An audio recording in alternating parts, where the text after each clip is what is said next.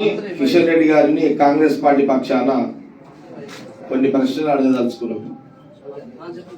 ముఖ్యంగా ఒక ప్రశ్న, మొదటి ప్రశ్నకి ఉందంటే, ఈరోజు తెలంగాణ హైదరాబాద్ నడిపొట్టున బీజేపీ జాతీయ కార్యవర్గ సమావేశాలు జరుగుతున్నాయి. ఈ సమావేశాలకు ఎంటైర్ క్యాబినెట్, ప్రధానమంత్రితో పాటు మోడీ ప్రధానమంత్రి గారితో పాటు ఎంటైర్ క్యాబినెట్, సెంట్రల్ క్యాబినెట్ మొత్తం కూడా బీజేపీ ప్రెసిడెంట్ తో సహా హైదరాబాద్ లో ఇప్పుడు సమావేశాలు మొదలైనవి. ఈ మధ్యకాలంలో ఈ అగ్నిపథ్ సంబంధించి రైల్వే ఉద్యోగాల కోసము ప్రిపేర్ అయినటువంటి యువకులకు నిరాశపరిచే విధంగా ఈ అగ్నిపథ్ ఒక జీవో తీసుకొచ్చి 4 ఏళ్లే ఉద్యోగాలు, 4 ఏళ్ల తర్వాత ఉద్యోగాలు ఉన్నాయి, కేవలం 4 ఏళ్లే అని ఒక అగ్నిపథ్ ఒక జీవో తీసుకురావడాన్ని సోనియా గాంధీ, రాహుల్ గాంధీ గారు తీవ్రంగా దాన్ని తప్పుపడుతూ, దీనివల్ల ఆర్మీలో సేవ చేయాలి, జీవనోపాధి ఉద్యోగాలు రావాలి, ఆర్మీలో సేవ చేయాలి, భారతదేశ పౌరులకు బార్డర్లో అండగా అక్కడ మేము సర్వీస్ చేయాలనే ఒక ఆశతో, ఒక కోరికతో ఆర్మీ అంటే అది సావు బతుకుల ఒక పోరాటం. బార్డర్ ఎప్పుడు ఏమైతుందో తెలియదు. అలాంటి ఆర్మీకి అనేక మంది మన భారతదేశంలో ఉన్న తెలంగాణ ప్రాంతము, ఆంధ్ర ప్రాంతంతో కలుపుకుంటే మిగతా రాష్ట్రాలలో కూడా చాలా మంది యువకులు, పేదవాళ్ళు, మధ్యతరగతి కుటుంబీకులు, డబ్బులు ఉన్న వాళ్ళు, లేని వాళ్ళు, చాలా మంది, కొందరైతే వాళ్ళ తల్లిదండ్రులు పేదవాళ్ళు బాసలు తోమి కష్టపడి లేబర్ పని చేసి అలాంటి వాళ్ళని పిల్లలకు 2 ఏళ్ళు ట్రైనింగ్ ఇప్పించి వాళ్ళకు 2 లక్షల రూపాయలు ఖర్చు పెట్టి మరి వాళ్ళందరినీ కూడా సిద్ధంగా చేస్తే వాళ్ళ ఆశల మీద, వాళ్ళ కోరికల మీద, వాళ్ళ నిర్ణయాల మీద మరి ప్రధానమంత్రి మోడీ గారు, అమిత్ షా గారు ఈ అగ్నిపథ్ తీసుకొచ్చి మరి 4 ఏళ్ల ఉద్యోగాలు దాని తర్వాత ఉండయి అని ఒక ప్రకటన చేసి అనేక మందిని రైల్వే స్టేషన్ లో దాడికి వచ్చే విధంగా ప్రకటన వచ్చి ఈరోజు వాళ్ళందరూ కూడా చిన్నాభిన్నం అయిపోయి ఆశలు లేని, కోరికలు లేని యువరక్తం అంతా కూడా ఈరోజు అనేక ఇబ్బందులు పడుతున్నా. మరి నేను కాంగ్రెస్ పార్టీ పక్షాన తెలంగాణలో కార్యవర్గ సమావేశాలు జరుగుతున్నాయి కాబట్టి సోనియా గాంధీ, రాహుల్ గాంధీని అగ్నిపథ్ రద్దు చేయాలని ఏదైతే డిమాండ్ పెట్టారో ఆ డిమాండ్ని తెలంగాణను కాంగ్రెస్ పార్టీ పక్షాన ఈరోజు సిఎల్పిలో ఈ యొక్క ప్రెస్ మీట్ ద్వారా, ఈ మీడియా ద్వారా బండి సంజయ్ గారికి అట్లాగే కిషన్ రెడ్డి గారిని కూడా మీ మోడీ గారితో అగ్నిపథ్ రద్దు చేసే ఒక ప్రకటన రావాలి, ఈ కార్యవర్గ సమావేశంలో మీరు తీర్మానం చేయాలి, మీరు సంవత్సరానికి భారతదేశం మొత్తంలో 2 కోట్ల మందికి సంవత్సరానికి ఇస్తామని చెప్పారు, అందులో భాగంగానే ఇది పూర్తి నిర్ణయం రావాలి అని ఈ విషయాన్ని కూడా తెలియజేస్తూ, అట్లాగే సికింద్రాబాద్ స్టేషన్ లో ఎవరైతే యువకులు ఆవేశంతో, కొంత ఆవేదనతో ఉద్యోగాలు రావు అని ఏదైతే రైల్వే బోగీలు తగలబెట్టినో వాళ్ళందరినీ కూడా వాళ్ళందరి మీద 200 మంది మీద కేసులు ఎత్తేయాలి, వాళ్ళందరినీ విడుదల చేయాలి అని కాంగ్రెస్ పార్టీ మరొకసారి మీడియా ద్వారా బీజేపీ ప్రభుత్వాన్ని, పార్టీని, ఆ నాయకత్వాన్ని కోరుతూ, అట్లాగే తెలంగాణ, ఆంధ్రప్రదేశ్ ప్రజల పక్షాన మీరు ఇస్తున్న 15 లక్షల రూపాయలు పేదవాడికి అది కూడా క్లియర్ చేయాలని, ఈ తీర్మానంలో అది కూడా ఈ హైదరాబాద్ నడిపోతున్న డిక్లేర్ చేయాలి, వాళ్ళ అకౌంట్ లో వేయాలని అది కూడా తెలియజేస్తూ, మీరు పెట్రోల్ ధరలు పెంచారు, డీజిల్ ధరలు పెంచారు, బంగారం ధరలు పెంచారు, గ్యాస్ ధరలు పెంచారు, ఆ ధరలు కూడా తగ్గించే ప్రకటన ఈ హైదరాబాద్ మీ కార్యవర్గ సమావేశంలో ప్రకటన వచ్చే విధంగా ఈ రాష్ట్ర బీజేపీ నాయకత్వం పనిచేయాలని. ఎందుకంటే మీకు 4 ఎంపీ సీట్లు కూడా తెలంగాణ ప్రజలు ఇచ్చారు బీజేపీకి. ఆ 4 ఒక సెంట్రల్ మినిస్టర్ కిషన్ రెడ్డి గారు కూడా ఉన్నారు. కాబట్టి మీ బాధ్యత ఉంది, 4 పార్లమెంటు మీద మీ బాధ్యత ఉంది. దుబ్బాక ఎమ్మెల్యే గెలిపించారు మొన్న, హుజురాబాద్ ఎన్నికల్లో ఏదైతే సిరిసిల్ల ఎవరు ఈటల రాజేందర్ కూడా బీజేపీ ఎమ్మెల్యే గెలిపించారు. కాబట్టి మీకు చాలా బాధ్యతలు ఉన్నాయి. సెంట్రల్ గవర్నమెంట్ మీది కాబట్టి, బీజేపీది కాబట్టి దాన్ని మీరు మీరు ప్రకటన ఈ సమావేశాల్లో తీర్మానం చేయించాలి అనే విషయాన్ని. ఎందుకంటే మీరు ప్రజా సమస్యల మీద ప్రజల కోసం అని ఈ ఏడాది నుంచి 2 ఏళ్ల నుంచి మీరు రోడ్ల పండి పాదయాత్రలు చేస్తున్నారు. పాదయాత్రల ఉద్దేశం ఏంది? మీకేం బాడీలు ఎక్సర్సైజ్ కోసం చేస్తున్నారా? ప్రజల సమస్యలు పరిష్కరించడానికి చేస్తున్నారా? లేకపోతే వాకింగ్ చేస్తున్నారా? జాకింగ్ చేస్తున్నారా? ఎందుకు ఈ వాకింగ్ జాకింగ్? షుగర్లు బీపీలు తగ్గనికే చేస్తున్నారా? అంటే ప్రజల సమస్యలు పరిష్కారం కావడానికి వాకింగ్లు చేస్తున్నారా? దీనికి జవాబు బండి సంజయ్ గారు చెప్పాలి. ఇప్పుడు మళ్ళీ ఎందుకంటే కార్మికుల సమస్యలు కానీ మళ్ళీ ఊర్లో పండి పడతాయి, మళ్ళీ పాదయాత్ర అంటాడు. అసలు పాదయాత్ర ఎందుకు నాయన? మీకు మీదే పవర్ కదా. మీరు మీదే పవరు. మీరు సెంట్రల్ గవర్నమెంట్, మీ ప్రధానమంత్రి ఉన్నాడు కాబట్టి మీ చేతిలో పనిలే ఇవన్నీ. మీరు పరిశీలించకుండా పాదయాత్రలు చేసి కొత్త డ్రామాలు ఏంది ఇదంతా? ఈ డ్రామాల కంపెనీ అయిపోయింది బీజేపీ. ప్యూర్ డ్రామాల కంపెనీ అయిపోయింది. ఇప్పుడు ఇక హైదరాబాద్ ఇక మాట్లాడితే హైదరాబాద్ వచ్చిందంటే భాగ్యలక్ష్మి దేవాలయానికి వస్తున్నారు. మొన్న కార్పొరేషన్ జిహెచ్ఎంసీ ఎన్నికలు జరిగినప్పుడు చార్మినార్ భాగ్యలక్ష్మి దేవాలయానికి పోయారు, బాగా రెచ్చగొట్టారు. ఆ అమ్మవారి భక్తులు ఎంతమంది ఉంటే అన్ని ఓట్లు వేయించుకున్నారు. 45 కార్పొరేటర్లు గెలిపించుకున్నారు. ఇప్పుడు మళ్ళీ కొత్త సినిమా స్టార్ట్ అయింది. అరే నేను అసలు నేనైతే సంవత్సరానికి ఒకసారి పోతా, దీపావళికి పోతాను. పాపం పూజారి అందరికీ, అన్ని పార్టీల నాయకులకు అందరి పాపం తిరిగి ఆ పూజారి ఆమె పేరు శశికళ పూజారి. పాపం ఆమె ఆడపిల్ల మంచిగా అమ్మవారి భక్తురాలు, పూజారి. ఆమె భాగ్యలక్ష్మి దేవాలయానికి ఫుల్ టైం సర్వీస్ ఇస్తుంది అక్కడ దేవాలయానికి. శశికళ పూజారి మళ్ళా పార్టీలకు అతీతంగా అందరిని కూడా ఆమె దీపావళికి అయితే అందరిని కూడా పిలిపించి ఆ లక్ష్మీ తల్లి యొక్క ఒక ఏమంటారు అది మన ఒక బిల్ల కూడా, అమ్మవారి బిల్ల కూడా ఆమె ఇవ్వడం కూడా జరుగుతుంది. భక్తులకు ఇస్తారు, అంతమందికి ఇస్తారు. నేను కూడా అప్పుడప్పుడు ఎప్పుడైనా ఒకసారి అప్పుడప్పుడు మిస్ అయి ఉంటా. కానీ జనరల్ గా ఇన్విటేషన్ కార్డులు మాకు అందుతుంటాయి. నేను చాలా సందర్భాల్లో చార్మినార్ భాగ్యలక్ష్మి దేవాలయం టెంపుల్ పోవడం జరిగింది. సరే, మనం దేవుని దగ్గర పోయినప్పుడు మన కోరికలు ఉంటాయి, మనకు ఆశలు ఉంటాయి, ఎన్నో ఉంటాయి. మనం అందరం కూడా కోరుకుంటాం, తప్పు లేదు, అందరం పోతాం. అది రొటీన్ గా రోజు పొద్దున్న లేవని అందరం గుళ్ళలో దేవుళ్ళకు మొక్కుతాము. గుళ్ళ ఓపిక ఉన్న వాళ్ళు దేవుళ్ళకు గుళ్ళ పోతారు, ఆడ మొక్కుతారు. ఎవరితో మనం అందరం దేవుళ్ళ మొక్కుతాము. బండి సంజయ్ మొక్కమంటే మొక్కము, లేకపోతే యోగి మొక్కమంటే మొక్కుతామా, లేకపోతే దేవుళ్ళ మొక్కమా మనం? లేకపోతే మోడీ గారు మొక్కమంటేనే మొక్కుతామా, అమిత్ షా గారు మొక్కమంటేనే మొక్కుతామా? కానీ ఇప్పుడు అట్లా కాదు. ఇప్పుడు భగవంతుడి యొక్క స్థానం ఎక్కడ ఉండాలో అక్కడ ఉంచకుండా దేవుడి యొక్క స్థానాన్ని మనము రాజకీయంగా మారుస్తే అది రాంగ్ సిగ్నల్. ఎంతసేపు ఇప్పుడు కూడా ఏం జరుగుతుంది? ఇక్కడ మాట్లాడితే ఇప్పుడు చూడు మళ్ళీ మొన్నటిదాకా అమిత్ షా వచ్చిండు, అది అయిపోయింది. ఇప్పుడు బహుశా రేపు యోగి ఏదో టైంకి పోతున్నా అని చెప్పిండు. అందుకే నేనేమనుకున్నా అంటే, ఇక మేము ప్రతి సంవత్సరం దీపావళికి పోయి అమ్మవారిని మొక్కుతాం. ఇప్పుడు అట్లా కాదు. ఇప్పుడు నేను రేపు ఉదయం 9 గంటలకే భాగ్యలక్ష్మి దేవాలయానికి, అమ్మవారికి చార్మినార్ దగ్గర భాగ్యలక్ష్మి దేవాలయానికి పోయి అమ్మవారిని దర్శించుకొని, నేను అట్లానే అంజన్ కుమార్ యాదవ్కి, నిరంజన్ గారికి, అట్లాగే అనిల్ యాదవ్ కూడా చెప్పడం జరిగింది. మిగతా నాయకులకు కూడా పార్టీ ఆఫీస్ కింద మెసేజ్ పంపిస్తాము. నేను ముఖ్యంగా రేపు 9 గంటలకు పోవడానికి, అంటే జనరల్ గా నేను రేపే స్పెషల్ గా పోవడం ఏం లేదు. వీళ్ళు ప్రతి సంవత్సరము ఒక సంవత్సరం ఎప్పుడన్నా పోకపోవచ్చు. కానీ ప్రతి దీపావళి అమ్మవారిని మొక్కి ఆమె లక్ష్మీ తల్లి యొక్క బిల్ల ఇస్తే ఎప్పుడు జేబులో పెట్టుకొని వస్తుంటా నేను. ఇక రేపు ఏమైందంటే, ఇప్పుడు వీళ్ళు బీజేపీ వాళ్ళు ఢిల్లీకి వస్తున్నారు కదా, ఢిల్లీకి అందరూ వస్తారు కదా.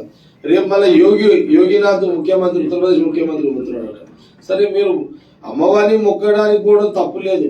కానీ కేవలము ఇదొక ఎన్నికల స్టంట్ గానే అమ్మవారిని పేరు మీద ఓట్లు దండుకునే అంటే ఆ సెంటిమెంట్ వాడుకునే ప్రయత్నం చేస్తున్నారు. అందుకే నేను స్పెసిఫిక్ గా రేపు మా నాయకులకు అందరు చెప్పడం జరిగింది. రేపు నేను 9 గంటలకు పోయి అమ్మవారికి గుడికాడ అమ్మవారిని దర్శనం చేసుకొని నేను ఒకటే అడుగుతా అమ్మవారిని, అమ్మ ఇప్పుడు భక్తులు వస్తున్నారు, మేమందరం భక్తులమే, అందరికీ కోరికలు ఉంటాయి, అందరికి ఆశ ఉంటది.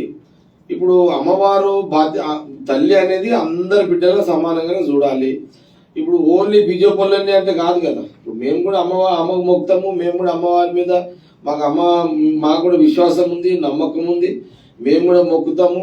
మొక్తాం అంటే ఇట్లా పెద్ద పెద్ద బొట్లు పెట్టుకుంటేనే మొక్కినట్టు కాదు కదా. బొట్లు లేకపోయినా మొక్కినట్టే. బొట్లు ఉన్నోళ్ళే హిందువులు, బొట్లు లేని వాళ్ళు హిందువులు లేదని ఇక్కడ లేదు అట్లా. అది బీజేపీలు క్రియేట్ చేసిరు అది. అంత బొట్టు ఉన్నోడే హిందువు, లేనోడు కాదు.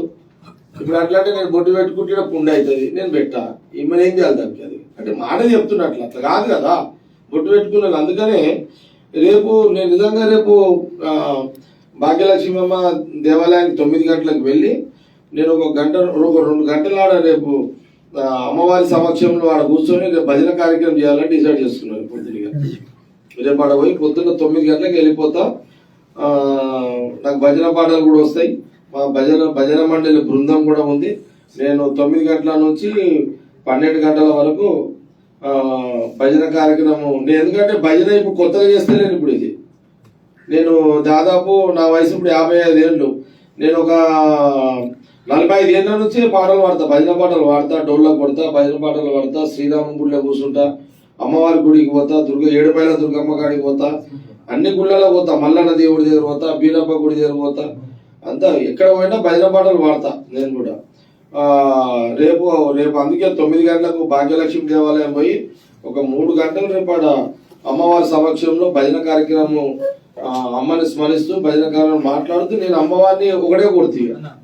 ఒకటి ఏం కొడతాము, నన్ను మంచిగా చూడు తల్లి అనేది కొడతాం సహజంగా. అది నాకు నన్ను మంచిగా చూడు తల్లి, నా కుటుంబాన్ని చూడు, నా కార్యకర్తలను చూడు, నా ఫాలోవర్స్ మంచిగా చూడు, ప్రజలందరూ చల్లగా చూడు సార్ మొక్కుతాం. అది ఎట్లా అందరం మొక్కుతాం. మేము మొక్కుకుంటేనే ఒక మాట అయితే కొడుతుంది కదా తల్లినిగా. ఒకటేం చెప్తుందంటే అమ్మ వీళ్ళు కేవలము వీళ్ళు భక్తితో వస్తలేరు, వీళ్ళు అమ్మకు తెలిసింది అంతేగా. వాళ్ళు వస్తున్నారు, వాళ్ళు రాని వాళ్ళు మంచిదే, వాళ్ళు కూడా అమ్మవారి ముఖానికి వస్తున్నారు. రేపు యోగినాథ్ గారు వచ్చినా కూడా, లేకపోతే అనుకోకుండా నడ్డా గారు వచ్చినా, లేదా అనుకోకుండా మళ్ళీ ప్రధానమంత్రి కూడా సడన్లీ గా రేపు ఏమన్నా అమ్మవారి దర్శనం చేసుకుందామని ఏమన్నా కార్యవర్గ సమాజం తీర్మానమై మోడీ గారు పోయినా తల్లిని ఒకటే కొడతారు. రేపు ఇక ఆ 3 గంటలు భజన చేసుకుంటూ ఏం కొడతారంటే అమ్మ వాళ్ళ జ్ఞానాన్ని. ఇప్పుడు ఆల్రెడీ ప్రజలందరూ వాళ్ళకి అధికారం ఇచ్చారు సెంట్రల్లో. ప్రజలకు మంచి పరిపాలన అందించే ఒక అవకాశము ఆ భగవంతుడు ఇచ్చాడు, ఆ తల్లి ఇచ్చింది, ఆ భగవంతుడు ఓటర్స్ ఇచ్చారు. ఏమని? మీరు ఈ ప్రధానమంత్రి గద్దె మీద కూర్చొని మీరు పరిపాలన మంచిగా కొనసాగుండి ప్రజలకు అనుకూలంగా మంచిగా పరిపాలించుండి అనేది అమ్మవారి. ఇట్లా దేవుడు ఓటర్ అయినా ఏదున్నా అల్టిమేట్ ఏముంటది, ఈ కాల నిర్ణయానుసారమే నడుస్తుంది. భగవంతుడు నిర్ణయించిన ప్రకారమే వ్యవస్థ నడుస్తుంది. అందులో భాగంగానే మీ గవర్నమెంట్ వచ్చింది. ఒకసారి ఛాయిస్ ఇస్తామని వచ్చినప్పుడు మీరు ఏం చేయాలి? డీజిల్ ధరలు పెంచొద్దు, పెట్రోల్ ధరలు పెంచొద్దు, బంగారం ధరలు పెంచొద్దు, గ్యాస్ ధరలు పెంచొద్దు, ఉద్యోగాలు ఇవ్వాలి, 15 లక్షలు ఇవ్వాలి. ఇవన్నీ చేయకుండా ఓన్లీ అమ్మవారిని మొక్కడానికి వీళ్ళు వస్తున్నారు. వీళ్ళు వచ్చేది మొన్న కార్పొరేట్ ఎలక్షన్ లో అమ్మవారిని దర్శించుకొని 45 కార్పొరేటర్ సీట్లు కొట్టేసారు.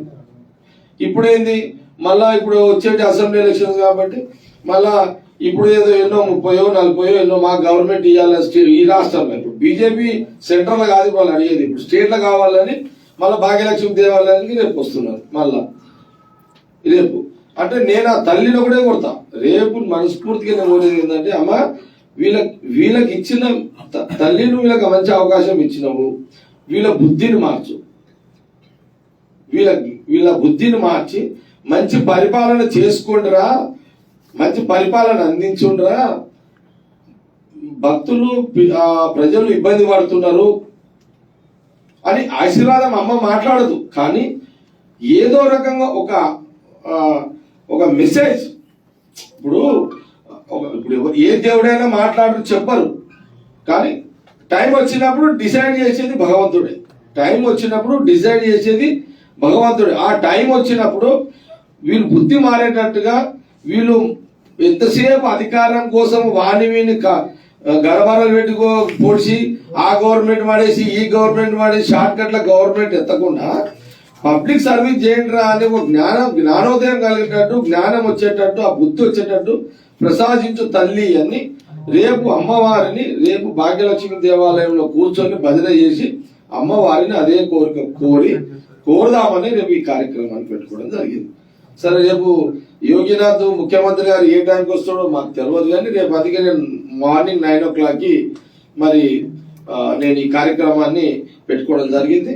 కాబట్టి తప్పకుండా నేను మీ మీడియా మీరు కూడా తప్పకుండా రేపు సహకరించాలి, మీరు కూడా రావాలి, మీరు కూడా సహకరించాలని కోరుకుంటూ రేపు అమ్మవారి సమక్షంలో బీజేపీ వాళ్ళ బుద్ధిని మార్చు తల్లి అని ఒక 3 గంటలు అమ్మవారి ముందు కూర్చొని మనస్ఫూర్తిగా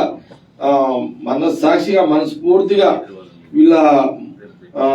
వీళ్ళ నీచమైన ఆలోచనని మార్చే విధంగా, ఈ దుర్మార్గమైన పరిపాలన మారే విధంగా బీజేపీది ఒక మంచి ఆలోచన వీళ్ళకి ఇవ్వాలని, ఒక మంచి జ్ఞానాన్ని వీళ్ళకి ఇవ్వాలని, మంచి బుద్ధిని వీళ్ళకు ప్రసాదించాలని ఆ తల్లి సమక్షంలో తల్లివారిని కోరుకోవడానికి రేపు ఈ కార్యక్రమాన్ని పెట్టుకోవడం జరిగిందనే విషయాన్ని మీడియా ద్వారా యావత్ సమాజానికి భక్తులందరికీ కూడా తెలియజేస్తున్నారు. మీ పార్టీ అధ్యక్షుడు రేవంత్ రెడ్డి బండకేసి కొడతాను పార్టీ వ్యతిరేక కార్యక్రమాలు పాల్గొంటుంది. ఇప్పుడు నేను చాలా కన్ఫ్యూజ్ ఉన్నా, మీరు ఏ ప్రశ్న అడుగుతున్నారో నాకు తెలుస్తలేదు.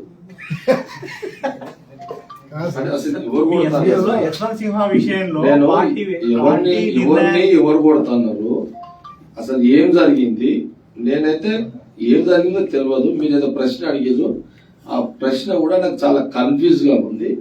దయచేసి మీరు ఏదైనా ప్రశ్న అడగాలనుకున్నప్పుడు మీరు అడగండి, జవాబు నేను చెప్తాను. యశ్వంత్ సింహ విషయంలో పార్టీకి వ్యతిరేకంగా కలవడం పట్ల మీ పిసిసి అధ్యక్షుడు రేవంత్ రెడ్డి ఫైర్ అయ్యాడు. పార్టీ నిర్ణయానికి ఎవరైనా వ్యతిరేకంగా ప్రవర్తిస్తే ఎవరైనా ఎంతటి వారైనా గొడకేసి కొడతామని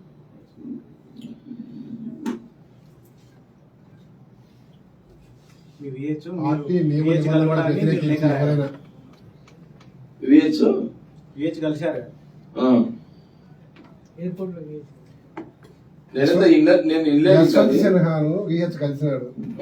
కలిసిన విషయం ప్రస్తావించడంతో పాటు మిగిలిన విషయాలు కూడా మీరు వద్దనుకున్నారు కదా, అయినప్పుడు కూడా కొంతమంది కలసాలనుకుంటున్నారు, కలుస్తున్నారు అని అడిగితే ఎవరైనా పార్టీ నిర్ణయం తీసుకున్న దానికి వ్యతిరేకంగా ప్రవర్తిస్తే వాళ్ళకు బండకేసుకుంటారు. దీని మీద ఎవరు రేవంత్ రెడ్డి అన్నారు ఏమని, పార్టీకి వ్యతిరేకంగా పార్టీ తీసుకున్న నిర్ణయానికి వ్యతిరేకంగా ఎవరన్నా మాట్లాడితే వాళ్ళని బండకేసి గోడకేసి పార్టీ నిబంధనల మేరకు గోడకేసి కొడతాం అని రేవంత్ రెడ్డి అన్నాడు. ఏమాట నిబంధనలు మేరకు అంటే నిబంధనలు అంటే ఏ నిబంధనలు దాటితే కొడతాడు రేవంత్ రెడ్డి? టిఆర్ఎస్ పార్టీ పిలుచుకుంది, వాళ్ళ దాంట్లో మనం కలవాల్సిన అవసరం లేదు, కలిస్తే ఈ రకంగా తీసుకుంటాము చర్యలు అన్నట్టు మాట్లాడండి. అవును, ఎవరు కలుస్తారన్నారు, ఎవరు కలిసిండు కదా. ఇప్పుడు విఎస్సి కలిశాడు, మీరేమో లేఖ రాశారు, టీసీఎల్పీ లీడర్ అన్ఫిట్ మీరు లేఖ రాశారు, అధిష్టానానికి లేఖ అన్నిటి మీద. ఇప్పుడు విపక్షాల రాష్ట్రపతి అభ్యర్థిగా అన్ని రాజకీయ పార్టీలు మేజర్ పార్ట్ రాహుల్ గాంధీ గారు, సోనియా గాంధీ రాహుల్ గాంధీ గారి యొక్క నిర్ణయానుసారమే. ఎందుకంటే జాతీయ పార్టీల్లో రూలింగ్ ఉంటే యూపీఏ సోనియా గాంధీ రాహుల్ గాంధీ, ప్రతిపక్షంలో ఉంటే కూడా మెయిన్ రోలు సోనియా గాంధీ రాహుల్ గాంధీ కాంగ్రెస్ పార్టీదే ఉంటుంది. సరే, నేనైతే మొన్న రాష్ట్రపతిగా అభ్యర్థిగా విపక్షాల రాష్ట్రపతి అభ్యర్థిగా మొన్న జరిగిన నామినేషన్ లో యశ్వంత్ గారి నామినేషన్ లో వారు రాహుల్ గాంధీ గారిని పక్కకు కూర్చోబెట్టుకొని వారు నామినేషన్ వేయడం జరిగింది. అంటే దాని అర్థం ఏంది, సోనియా గాంధీ గారు ఆ నిర్ణయం ప్రకటించారు కాబట్టి రాహుల్ గాంధీ గారిని పక్కకు యశ్వంత్ గారిని కూర్చోబెట్టుకొని వారు మన యశ్వంత్ గారు నామినేషన్ వేయడం జరిగింది. అది క్లియర్, కాంగ్రెస్ పార్టీ యశ్వంత్ గారికి సపోర్ట్ ఇస్తున్నది, అది క్లియర్ కదా. అది ఓకే. దాంట్లో ఏంది, హనుమంతరావు గారు వెల్కమ్ చెప్పడానికి ఎయిర్పోర్ట్కి వెళ్ళారు. సరే, ఈయన పొయ్యిండు అని అంటే అది పెద్ద తప్పేం కాదు, ఏం తప్పేం ఉందట్లా. హనుమంతరావు గారు ఒక పెద్ద మనిషిగా విపక్షాల రాష్ట్రపతి అభ్యర్థి వస్తున్నాడు కాబట్టి హనుమంతరావు గారు పోయి రిసీవ్ చేసుకున్నాడు. రిసీవ్ చేసుకుంటే తప్పేముంది? నాకు తెలిసినకైతే తప్పైతే లేదు, ఇందులో ఏం తప్పు అనిపిస్తలేదు. కాదు, మీ పిసిసి అధ్యక్షుడు గోడకేసి టిఆర్ఎస్ వాళ్ళు పిలుచుకున్నారు కదా, పిలుచుకున్నప్పుడు మనం ఎందుకు పోయి వాళ్ళని స్వాగతించాలా, వాళ్ళకి మద్దతు ఇవ్వాలా? కేసీఆర్ కలవడానికి వచ్చిన అట్లా వాళ్ళని కలిస్తే కాంగ్రెస్ కూడా నేతలకి ఏం పని? కేసీఆర్ ఇంటికి పోయి కలిస్తే అయిపోతుంది కదా. చుట్టానికి నువ్వెందుకు స్వాగతం పలకడం అంటారు. ఎయిర్పోర్ట్ కదా పోయింది హనుమంతురావు అదే గారు. వాళ్ళు అదే ఎయిర్పోర్ట్ బేగంపేట ఎయిర్పోర్ట్ కేసీఆర్ ఇల్లు కాదు కదా. వాళ్ళు టీఆర్ఎస్ పిలిచి ఎలా వచ్చారు కదా. చేసింది, స్వాగతం కట్టింది, బ్యానర్లు కట్టింది అంతా వాళ్ళు ఏదున్నా కానీ విపక్షాల దాంట్లో టిఆర్ఎస్ కూడా ఉంది కదా. ఉంది విపక్ష పార్టీలలో యశ్వంత్ గారికి విపక్ష పార్టీ మద్దతు ఇచ్చే దాంట్లో టిఆర్ఎస్ పార్టీ ఉంది. ఇప్పుడు టిఆర్ఎస్ కి కాంగ్రెస్ కి పడదు ఈ రాష్ట్రంలో, అది క్లియర్.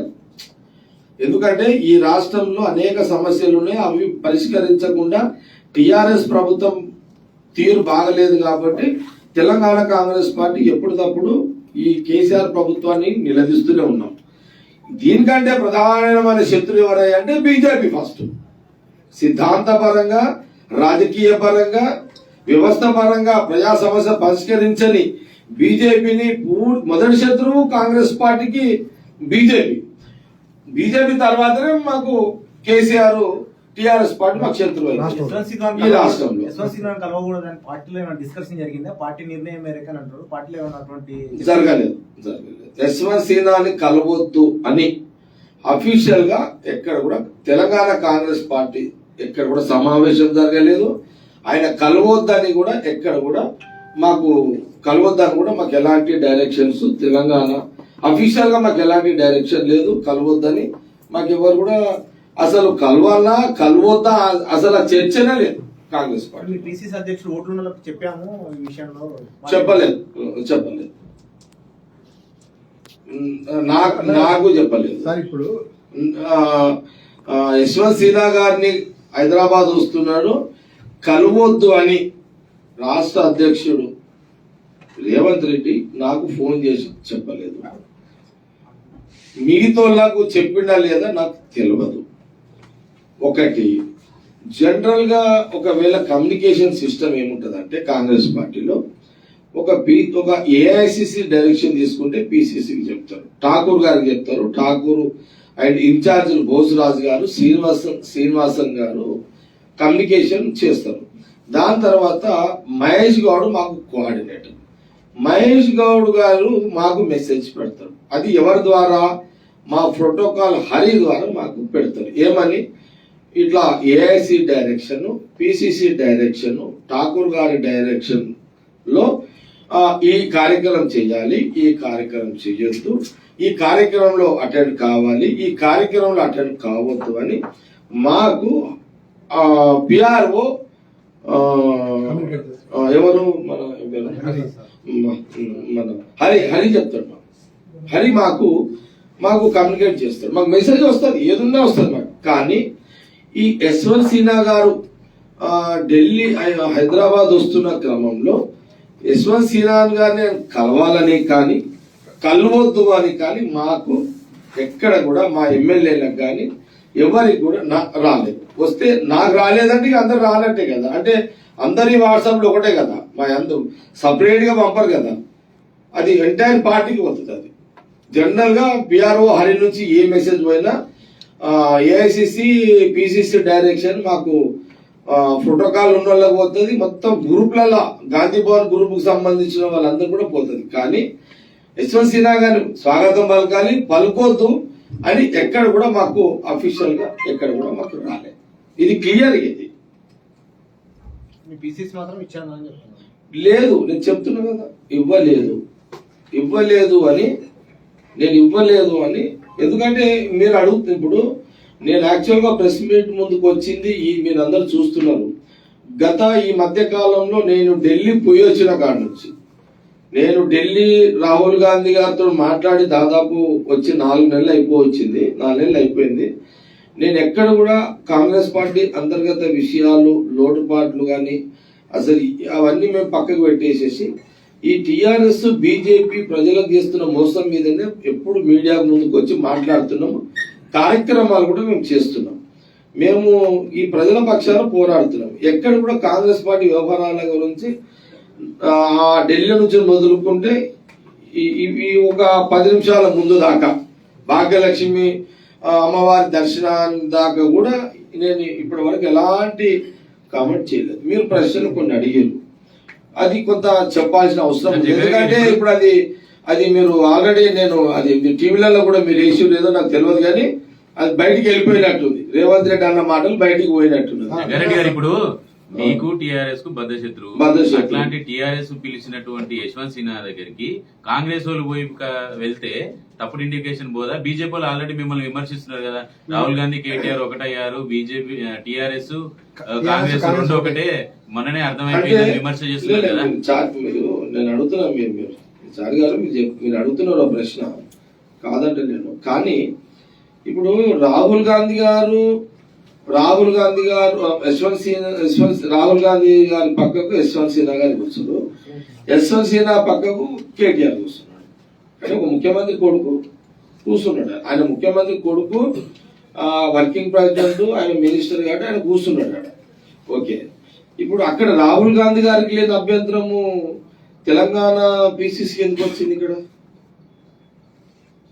ఇప్పుడు ఒకవేళ అక్కడ రాహుల్ గాంధీ గారి అబ్జెక్షన్ ఒకవేళ ఇప్పుడు అదేమి అక్కడ ఏంది, ఆ విపక్షాల రాష్ట్రపతి అభ్యర్థి అక్కడైనా ఇక్కడైనా విపక్షాల రాష్ట్రపతి అభ్యర్థి అయినప్పుడు నువ్వు కేటీఆర్ ఎందుకు పిలిచావు అని అంటాడు రాహుల్ గాంధీ. అక్కడ ఏం అబ్జెక్షన్స్ లేవు కదా. ఆహ్వానించారు, టిఆర్ఎస్ ఆహ్వానించినప్పుడు మనం పోయి ఎందుకు స్వాగతించాలా? సరే, మనమే ఆహ్వానించవచ్చు కదా, అది సపరేట్ గా చేసుకుందాం అంటాడు. ఇంకెప్పుడు చేస్తాడు? గడిగడికి వస్తాడా? ఏమన్నా గల్లీ లీడర్ ఆయన? ఎట్లా అట్లాగా తిరుపాలండి, గడిగడికి ఎట్లా వస్తాడు? కౌన్సిలర్ అదేమన్నా కౌన్సిలర్ పోస్టా? వాళ్ళు ఆహ్వానించారు కాబట్టి మనం పోయి ఎందుకు చేయాలా? పిలిచేది ఉంటే మొదలే కౌన్సిలర్ పోస్ట్ కాదు కదా, 10 సార్లు తిప్పేదికే. ఆయన భారతదేశం మొత్తం తిరగాలైనా. ఆయన ఏం చేయాలంటే పిసిసి రేవంత్ రెడ్డి బట్టి ఇద్దరు కూర్చొని వాళ్ళిద్దరు బాధ్యత ఏంటంటే, ఓకే టిఆర్ఎస్ మనకు పడదు, మనకు టిఆర్ఎస్ పడదు, అది వాస్తవం. అది అంతకంటే బీజేపీ మనకు పడదు, కానీ వాళ్ళు పిలుచుకుంటారు, వాళ్ళ ఆట వాళ్ళు ఆడుతున్నారు. మరి మన ఆట మనం ఆడాలి కదా. మన తప్పేముంది? మనం కూడా పిసిసి బట్టి ఇద్దరు సిఎల్పి కూర్చొని సపరేట్ గా సిఎల్పికి పిలుచుకుంటే అయిపోతుండే కదా. తెలియదు, అది ఢిల్లీలో నిర్ణయం అనేది కూడా మాకు తెలియదు. అంటే యశ్వంత్ సిన్హా విషయంలో ఏ విషయం మాకేం తెలియదు, నథింగ్, మాకేం తెలియదు.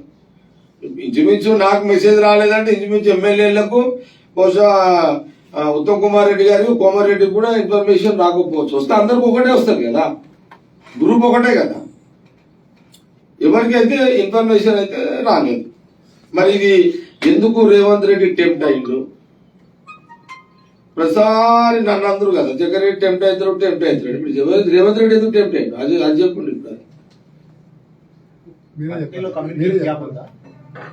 ఇప్పుడు మీడియాలో కానీ బయట వాళ్ళు కానీ కార్యకర్తలు కానీ అందరు ఏమంటున్నారు అంటే జగ్గారెడ్డి టెంప్ట్ అవుతాడు, కోపం వస్తుంది, తిడతాడు అని అంటారు. నేను 4 నెలలు చూసిరా నా కోపం ఆడన్నా ఎవరన్నా ఒక చిల్లి మాట అన్నానా? ఎక్కడన్నా ఎవరు తిడుతున్నా? బీజేపీని టీఆర్ఎస్ అటాకింగ్ చేస్తూనే ఉన్నా. కాంగ్రెస్ గురించి నాయకుల గురించి ఎంత మాట్లాడినా, కానీ మరి ఏమన్నాడు అసలు రేవంత్ రెడ్డి? ఏమన్నాడు? ప్లీజ్ ఎవరైనా ఇంటే చెప్పండి. ఏమో రికార్డు ఉంది అట్లా. పార్టీ నియమ నిబంధనలు ఉల్లంఘిస్తే ఎవరినైనా సరే బండకేసుకుంటారు. మీడియా ముందు రేవంత్ రెడ్డి అన్న మాట ఏంటంటే, మీరు అనే మాట పార్టీ నిబంధనలకు వ్యతిరేకంగా మాట్లాడితే ఎంతటోనైనా సరే బండకేసి కొడతా అని రేవంత్ రెడ్డి మీ మీడియా ముందు మాట్లాడాడు. అదేనా? ఎందుకు మాట్లాడాడు రేవంత్ రెడ్డి? అంత తొందర ఎందుకు మాట్లాడు? ఆ ప్రశ్న మీరెందుకు అడిగారు మీడియా వాళ్ళు?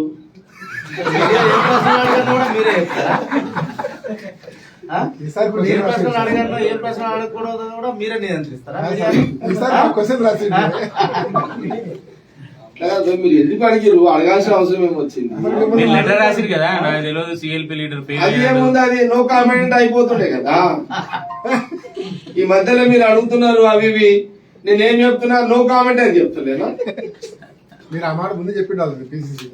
ఫోన్ చేసి ఏమడిగినా కానీ నేను వినండి, నేను మీకు ప్రెస్ కు రిలీజ్ చేసిన కదా, నేను ఎవరన్నా బట్టినా అన్న, నేను ఏమన్నా ఏం జరుగుతున్నది మాకు మాట్లాడాలా లేదా అని మా సిఎల్పినే కదా, మేము కోపం కావాలి ఇక. బ్రేక్ నేర్చుకోండి. మాకు మొగడు ఆయననే కదా ఎమ్మెల్యేలకు. నాకైతే నేను అడిగిన దాన్ని కోపంలో లెటర్ రాసిన. నాకు ఇమీడియట్లీ బోసురాజు గారి ద్వారా మళ్ళీ ఫోన్ వచ్చింది. ఠాకూర్ గారు ఫోన్ చేశారు, నేనే ఐసా హువా అనగానే నేను యశ్వంత్ సిన్హా గారు కలవాలనుకున్నాను. ఠాకూర్ గారు, బోసురాజు గారు, బట్టి గారి ద్వారా మళ్ళీ ఫోన్ రాగానే డైరెక్ట్ ఠాకూర్ గారు ఫోన్ చేయగానే నేను డ్రాప్ అయిపోయాను. అంటే ఎట్లా సార్ కలవద్దు అని ఫోన్ వచ్చిందా? ఏది మీరు కలవకుండా అని చెప్పిర్రు. మరి ఇప్పుడు చెప్పలేదన్నారు ఇంతకుముందు. ఎవరు? ఇప్పుడు వచ్చింది ఫోన్ సాది, ఇంత మొదలు వచ్చింది. ఏది నేను కలుస్తాను చెప్పిన కదా మీ మీడియాకి, నేను కలుస్తాను అన్నాక ఠాకూర్ గారు మాకు చెప్పిర్రు. నాకు ఫోన్ వచ్చింది, నైనా జగ్గారెడ్డి ऐसा मिलने का नहीं है, आपको कम्युनिकेशन थोड़ा कम नहीं हुआ, కలవకుండి బాగుండదు మనము అంటే ఠీకే సాబ్ అని నేను అది మర్చిపోయినా. అది మర్చిపోయి ఇప్పుడు నేను భాగ్యలక్ష్మి దేవాలయం విజిట్ రేపు అమ్మవారిని మొక్కుదామని నేను వస్తే మీరేమో ఇప్పుడు ఈ రేవంత్ రెడ్డి బండకేసి కొడతా అన్నాడు, మిమ్మల్ని తిట్టిండు, హనుమంతరావుని తిట్టిండు, నిన్ను మిమ్మల్ని కూడా బండకేసి కొడతా అన్నాడు. అంటే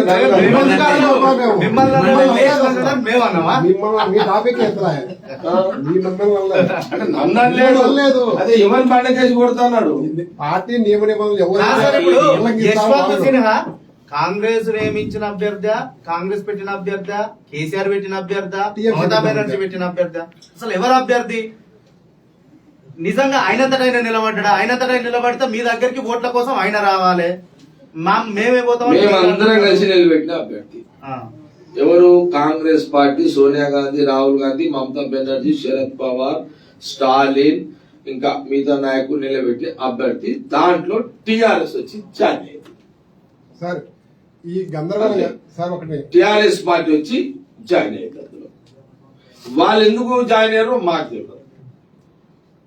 కానీ కాంగ్రెస్ టిఆర్ఎస్ అనుకొని పెట్టిన అభ్యర్థి కాదు. కాంగ్రెస్, మమతా బెనర్జీ విపక్షాలందరూ కలిసి పెట్టిన యశ్వంత్ సిన్హా రాష్ట్రపతి అభ్యర్థి దాంట్లో టిఆర్ఎస్ పార్టీ వచ్చి జాయిన్ అయింది. అది వేరే అంశం. అది సార్ ఇప్పుడు అది వేరే అంశం. అది జగాడ్ సార్ యశ్వంత్ సిన్హా వస్తాడని గత వారం రోజులుగా డిస్కస్ జరుగుతుంది. యశ్వంత్ సిన్హాను స్వాగతించాలా, మద్దతు ఇవ్వాలని చెప్పేసి మీ పార్టీలు ఎందుకు డిస్కషన్ చేసుకోవాలి? తెలంగాణ మీరు ఈ మాట నన్ను ఇంతమంది ఆయన అడిగినప్పుడు బండకేసి కొడతాన్నప్పుడు మీరు అనేది అడిగేది ఉండే. మీరు ఎందుకు యశ్వంత్ సిన్హాను ఎందుకు పిలుచుకోలేరని అడిగేది ఉండే మీరు అప్పుడే. అంటే ఇప్పుడు చెప్పరా? ఆయన అడిగేది ఉండే అప్పుడే. నేను ఏమంటున్నానంటే యశ్వంత్ సిన్హా గారికి పిలుచుకొని ఈడ మనం 6 మందిని మేము బట్టితులు కలుపుకుంటూ 6 మంది కాంగ్రెస్ పార్టీ, కోమటిరెడ్డి ఎంపీ, ఉత్తమ్ కుమార్ రెడ్డి గారు ఎంపీ, అట్లాగే పిసిసి రేవంత్ రెడ్డి ఎంపీ. ఇప్పుడు 6, 7, 8, 9 మంది మేము మా సోనియా గాంధీ, రాహుల్ గాంధీ గారు చెప్పిన అభ్యర్థి సపోర్ట్ ఎవరికి ఇస్తున్నారు యశ్వంత్ సిన్హా గారికి మేము ఓటేస్తాము. అందులో ఇంకేముంటది కదా. కానీ మీరు అడుగుతున్నది ఏంటంటే, ఇప్పుడు మీరు అడిగే సమయం ఏంటంటే, ఇప్పుడు ఈ బండకేసి కొడతానే పంచాయతీ కొత్తగా వచ్చింది. ఇప్పుడు మీరు అడిగే దాంట్లో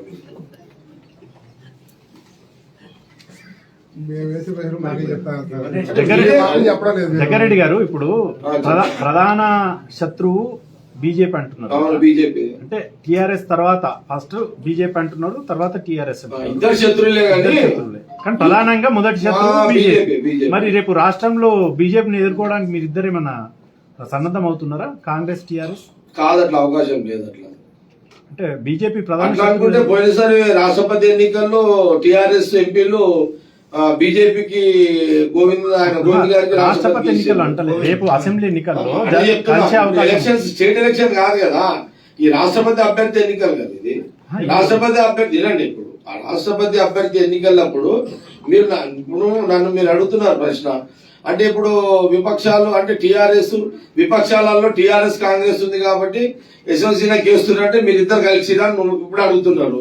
మళ్ళీ అప్పుడు కూడా బీజేపీకి ఎంపీలు వేసారు కదా, దాని అర్థం వాళ్ళు కలిసిపోయారు. ఎలక్షన్లు అప్పుడు పోలేరు కదా, వాళ్ళు ఎన్ని వేరే కొట్లాడారు. మేము కూడా అంతే. రాష్ట్రపతి అభ్యర్థి పాలసీ వేరే ఉంటది.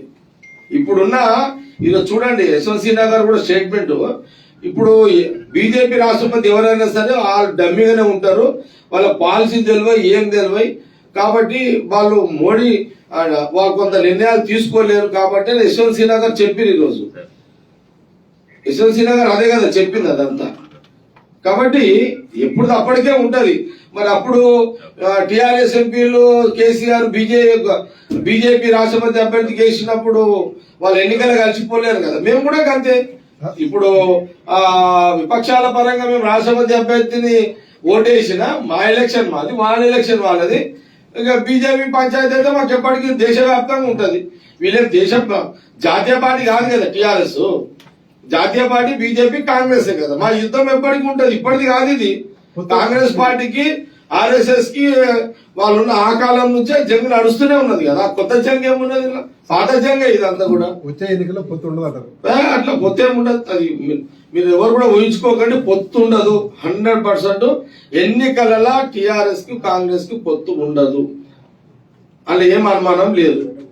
అంటే ఇప్పుడు పార్టీ నియమ నిబంధనలను వ్యతిరేకించి మాట్లాడే వాళ్ళు కానీ వ్యాఖ్యలు చేసే వాళ్ళు కానీ మీరు సమర్థిస్తారా లేకపోతే వ్యతిరేకిస్తారా? ఎవరు పార్టీకి వ్యతిరేకంగా మాట్లాడిరు? పార్టీకి నేను అడుగుతున్నా, పార్టీకి వ్యతిరేకంగా ఈ 4 నెలల నుంచి ఎవరైనా మాట్లాడిరా? 100% రేవంత్ రెడ్డి మాట్లాడింది తప్పు. 100% అసలు ఎవరికి బండకేసి కొడతావు? నువ్వెవరికి బండకేసి కొట్టడానికి? రేవంత్ రెడ్డి ఎవరు? బండకి ఎవరు కొడతావు నువ్వు బండకేసి? ఏం నీ రాకూరలమ్మా, నీ పాలేర్లమ్మా? అసలు ఏమనుకుంటున్నావు రేవంత్ రెడ్డి? ఎందుకు ఈ పంచాయతీ ఇదంతా? ఎందుకు గెలుపుకుంటున్నావు ఇదంతా? ఇప్పుడు నువ్వు ఇప్పుడు నేను 3 సార్లు ఎమ్మెల్యేని, 5 సార్లు ఎవరు ఎమ్మెల్యే ఉత్తమ్ కుమార్ రెడ్డి ఎంపీ, ఇప్పుడు బట్టి 3 సార్లు ఎమ్మెల్యే ఎమ్మెల్సీ. ఇప్పుడు ఎవరు పండగేసి కొడతావు నువ్వు అసలు నీకు ఏమనుకుంటున్నావు? నాకు అర్థం కాలేదు. అదే ఎందుకు ఆయన టీవీ ముందుకు వచ్చి టెంప్ట్ అయ్యాడు? ఎవరిని కొడతావు ఆయన? అసలు రేవంత్ రెడ్డి టీవీల ముందు ఇప్పుడు మాకు చెప్పేటోళ్ళు మా మీద కంప్లైంట్ ఇచ్చేటోడే, నువ్వెందుకు టీవీల ముందు మాట్లాడినావు? నువ్వు ఎవరివి? నువ్వు ఎవ్వరివి జవాబు చెప్పు నాకు. ఇప్పుడు ఇక నువ్వు బండకేసి ఎట్లా కొడతా అని అన్నావు. ఇప్పుడు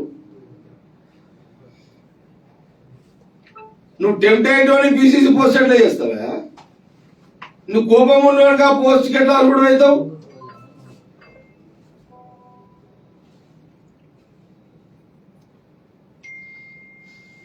ఇప్పుడు ఎవరు అడుగుతున్నారు హనుమంతరావు ఎవరు అన్నారు అని చెప్పి మీరెవరు అంటున్నారు?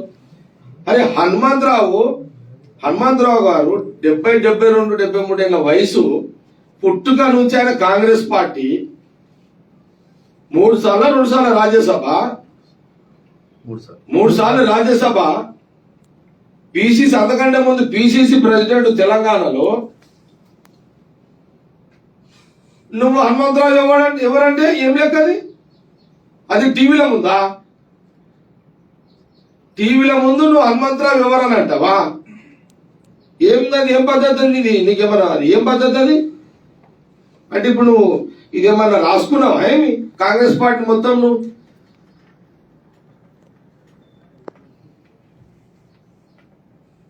ఏం కాంగ్రెస్ పార్టీ కొనుక్కున్నావా ఇప్పుడు? నువ్వు ఏంది ఇదంతా? అరే నువ్వు ఎట్లానే నువ్వు ప్రెసిడెంట్ అయినావు, వయసులో పిల్లగానివే, చిన్నోనివి కాదనము. అయినా సోనియా గాంధీ, రాహుల్ గాంధీ గారు నీకు ఇచ్చిరు, నడిచిపోయి అయిపోయింది కదా. ఇప్పుడు 4 నెలల నుంచి ఎవరు పన్నాను. ఇప్పుడు నేనైతే రోజు బీజేపీ టీఆర్ఎస్ అటాకింగ్ చేస్తూనే ఉన్నా. ఇప్పుడు నువ్వు ఎందుకు టెంప్ట్ అయినావు టీవీల ముందు వచ్చి? నువ్వు టీవీల ముందు ఎందుకు టెంప్ట్ అయినావు అది చెప్పు. నువ్వు తప్పు చేసినావు. నువ్వు టీవీల ముందు ఎందుకు వచ్చి టెంప్ట్ అయినావు? ఎందుకు ఎవరి బండకేసి కొడతావు ఇప్పుడు అది చెప్పాలి. ఇక నువ్వు చెప్పాల్సింది అది. ఇప్పుడు బండకి ఎవరు కొడతావు? కొనుక్కున్నవా నీదే అని అంటున్నారు. ఆల్రెడీ కోమటిరెడ్డి గారు దీని మీద కామెంట్ చేసి అంతా కాదు ఇక తర్వాత సంగతి. ఇప్పుడు ఇప్పుడు ఇదంతా ఇప్పుడు మీరు మీడియా అక్కడ ప్రశ్నలు అడిగిన ఆయన టెంప్ట్ అయ్యాడు. నేను టెంప్ట్ అయితలేను. మీరు అడిగిన ప్రశ్నలకు జవాబు చెప్తున్నా. మీరు మీడియా అడిగిన ప్రశ్నకు రేవంత్ రెడ్డి పిసిసి కోసాలా టెంప్ట్ అయ్యిండు. టెంప్ట్ కావద్దు ఆయన. అది చిన్న పిల్లల వ్యవహారం కాదు. పార్టీ అంటే కాంగ్రెస్ పార్టీ అంటే ఎంతో చరిత్ర గల పార్టీలో నువ్వు పిసిసి ప్రెసిడెంట్ ఉండి నువ్వు బండగాయ కొడతాడే చౌకీదారులా? నీకు ఎవడన్నా ఏమనుకుంటున్నావు? నీకేం అర్హత ఉందా? నువ్వు ఆ పోస్ట్ దిగు, నీకేం వాల్యూ ఉంటుంది? ఏమైనా వాల్యూ ఉంటుందా రేవంత్ రెడ్డికి? పోస్ట్ దిగి చూడు ఒకసారి. నేను దీని మీద సీరియస్, ఐఎమ్ వెరీ సీరియస్. నేను ఖచ్చితంగా రేవంత్ రెడ్డి మా మాటలు వాపస్ తీసుకోవాల్సిందే. నేను ఇప్పటిదాకా అంత దూరం ఆలోచన చేయలేదు. మీరు పదే పదే అది మీరు ఆ ప్రశ్నలో చాలా ఘాటుగా అయిన మాట అది. మీరు అడిగే ప్రశ్న మీరు అడిగిన ప్రశ్న ఏంది? మీడియా ఆయన బండగేసి కొట్టుడేది? హనుమంతరావు ఎవరని అంటాడా? హనుమంతరావు గారి వయసు ఎంత, నీ వయసు ఎంత?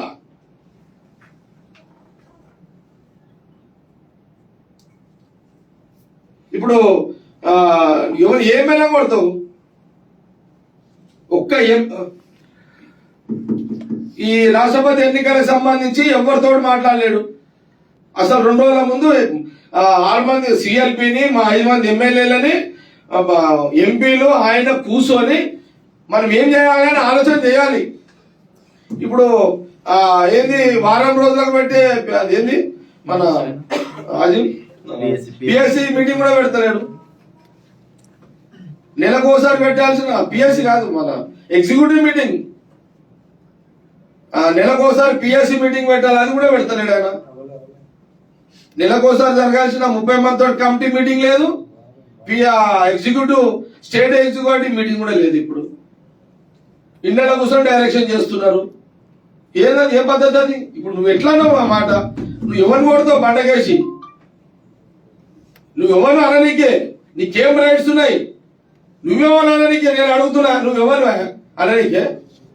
మేము అడిగేటోడు లేడని చెప్పా తమాషా? అని మేము ఒక దిక్కు బీజేపీ వాళ్ళని టీఆర్ఎస్ అటాక్ చేస్తుంటే నువ్వు కాంగ్రెస్ వాళ్ళని బండకేసి చూస్తుంటే ఏమైనా తెలివి ఉందా ఏమన్నా?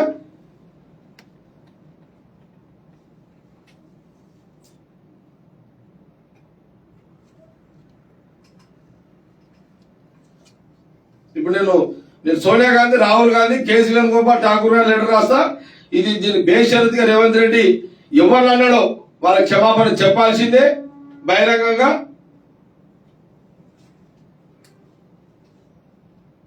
ఈరోజు రేవంత్ రెడ్డి టీవీలో ముందు వచ్చి టెంప్ట్ కాకపోతే జగ్గారెడ్డి టెంప్ట్ పడడు కదా.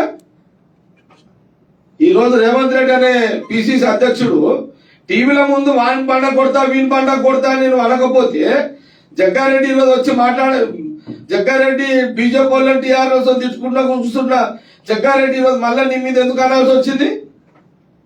అంటే నువ్వు అవకాశం మళ్ళా పార్టీలో ఉండి పార్టీని డ్యామేజ్ చేస్తున్నావా?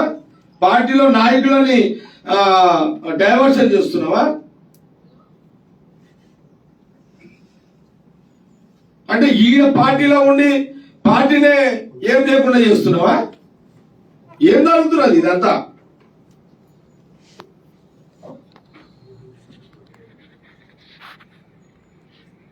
ఇట్లా టెంప్ట్ అయ్యేటోడు పిసిసి పోస్టుకి పనికిరాడు.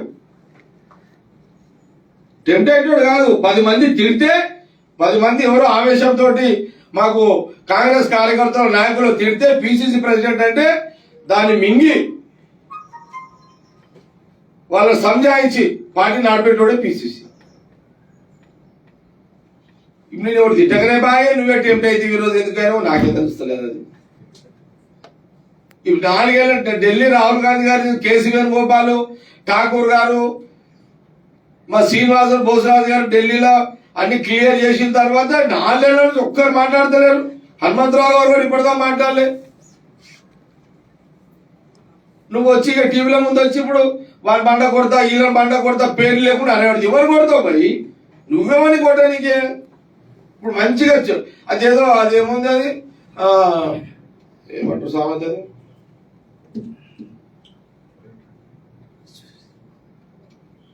అదే మేసే గాడిని వచ్చి పూసే గాడిని వచ్చి చెడగొట్టినట్టు ఉంది కదా. ఇదంతా ఏంటి అర్థం లేని పడతా. నేనైతే వెరీ సీరియస్ ఈ విషయంలో. నేను ఖచ్చితంగా అధిష్టానానికి లెటర్ రాస్తా. ఇట్లా ఆవేశం అయ్యి టెంప్ట్ అయ్యి ఇట్లా నేను నౌకర్లు ఎవరు లేడీడా నీ నౌకర్లు ఎవరు లేడీడా ఖచ్చితంగా దీని మీద నేను లెటర్ రాస్తా. దీనికి ఆయన రేవంత్ రెడ్డి బేషరతుగా వడ్డింగ్స్ వాపసు తీసుకోవాల్సిందే. ఆయన ఖచ్చితంగా అన్న వడ్డింగ్ వాపసు తీసుకొని బేషరతుగా నువ్వు ఏ వన్ని మనసులో పెట్టుకొని పేర్లు లేకుండా అదైతే అన్నావో అందరూ నువ్వు బేషరతుగా ఎట్లయితే టీవీల ముందు వచ్చి బండ కొడతానో అట్లా బేషరతుగా అందరికి సారీ చెప్పాల్సిందే. హనుమంతరావు గారికి నువ్వు సారీ చెప్పాల్సిందే. కాంగ్రెస్ పార్టీ కూడా నువ్వు సారీ చెప్పాల్సిందే. ఈ విషయంలో నేను ఠాకూర్ గారికి, సోనియా గాంధీ గారికి, రాహుల్ గాంధీ గారికి, కేసీ వేణుగోపాల్ గారికి, ఠాకూర్ గారికి, మా ఇద్దరు ఇన్ఛార్జ్లకు లెటర్ రాస్తా ఇమీడియట్లీ. నేను మీ వీడియో క్లిప్లింగ్స్ మీరు ఎవరి దగ్గర ఉన్నాయో తీసుకొని నేను 100% చెప్తా. ఇట్లా టెంప్ట్ అయ్యే పీసీసీ ఆ పీసీసీకి అర్హుడు కాడు. 10 మంది తిడితే సంజాయించాలి కానీ ఎవరు తిట్టక ముందే ఈయన టెంప్ట్ అయితే చాలా రాంగ్ స్టెప్ చేసిండు రేవంత్ రెడ్డి రోజు. ఈరోజు 300 ఖరాబ్ చేసిండు. లేకపోతే రేపు భాగ్యలక్ష్మి టెంపుల్ కార్యక్రమం పెట్టుకొని ఎంత పెద్ద కార్యక్రమం రేపు అమ్మవారి దగ్గర.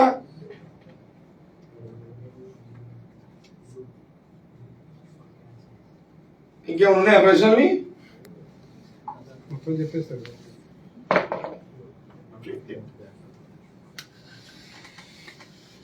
రేపు అమ్మవారిది ఉంటుందా ఉండదా మరి? అమ్మవారి కార్యక్రమం ఉంటది ఇటు పరిస్థితుల్లో భాగ్యలక్ష్మి దేవాలయానికి రేపు 9 గంటలకు నేను భజన మండలి తోటి అమ్మవారి చార్మినార్ దేవాలయానికి పోతున్నా.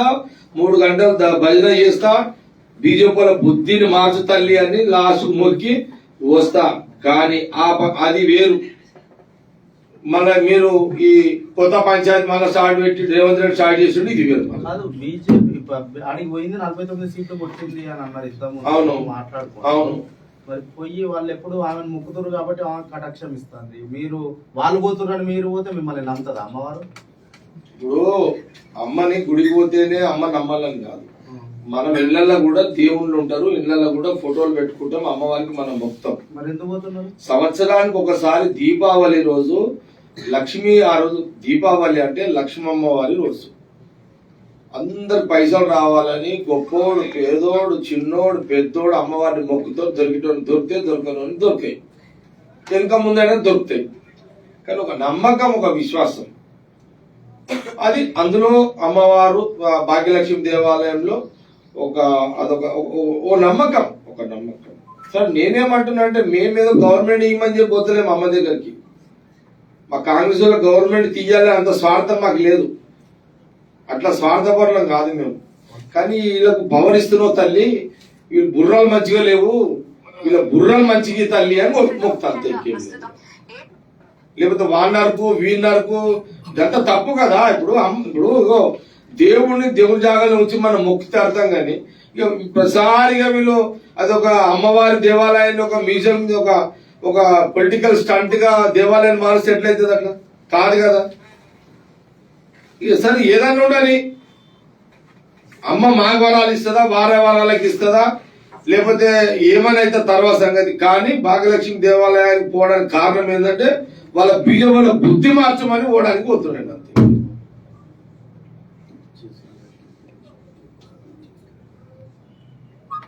నేనైతే రేపు ఈరోజు లెటర్ రాస్తా సోనియా గాంధీకి, రాహుల్ గాంధీకి. ఈరోజు రేవంత్ రెడ్డి చాలా తప్పు మాట్లాడాడు. ఆ తప్పులను ఇమ్మీడియట్లీ ఆయన వాపసు తీసుకోవాలి. ఎవరని ఉద్దేశించినా ఏమైనా మనకు సంబంధం లేదు. కానీ ఒక బాధ్యత వ్యక్తి పీసీసీ హోదాలో ఉండి అట్లా టెంప్ట్ అయ్యి వాని వీని బండగేసి కొడతాడు. ఇక్కడ నౌకరు ఎవడు లేడు, ఇటు ఎవడు పడాడు. అవన్నీ ఇవి పాకల మాటలు మాట్లాడొద్దు, పిచ్చి మాటలు మాట్లాడకు. ఎవరికి ఎవడు ఈడ కాపాడుకోవాలో మాకు తెలుసు. కాంగ్రెస్ పార్టీ నువ్వు వచ్చినాక కొత్తగా వచ్చేది ఏం లేదు ఇడ. విన్నావా? ఇన్ని రోజులు ఒప్పుకున్నా పోనీ రాహుల్ గాంధీ గారు చెప్పినా నొక్కున్నా. ఇప్పుడు కూడా రాహుల్ గాంధీ గారు నన్నేం తప్పు పట్టాడు. ఎందుకంటే నేనేం మాట్లాడలేదు. రేవంత్ రెడ్డి మీ మీడియా ముందుకు వచ్చి మాట్లాడారు కాబట్టి, మీరు అడిగిన ప్రశ్నలు కాబట్టి నేను మాట్లాడుతున్నా. ఇట్లా కోపం ఉన్నాడు పీసీసీ పోస్ట్ ఎట్లా నడుపుతాడు? తక్షణమే అసలు నేను పీసీసీ నుంచి తొలగించమని చెప్పి నేను సోనియా గాంధీ, రాహుల్ గాంధీ గారికి, ఠాకూర్ గారికి లెటర్ రాస్తా. కేసీఆర్ ఇట్లయితే కష్టం. రోజు కొట్టాడలు పంచాయతీలు పెట్టి, వాని వీనికి పంచాయతీలు పెట్టి, వాని వీని తిట్టి డిసప్పాయింట్ చేసి ఒక్కడే తీసుమార్గాడని. అరే మేము ఎవరు లేకపోతే నువ్వు పార్టీలు అందరూ నువ్వే తీసుమార్గానివా?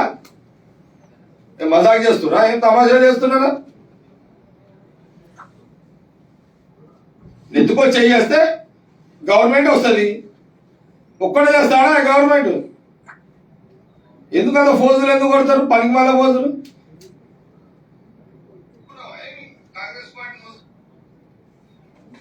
ఓవర్ యాక్షన్ చేస్తారు, ఓవర్ ముచ్చట మాట్లాడతారు, ఓవర్ యాక్షన్ చేస్తారు.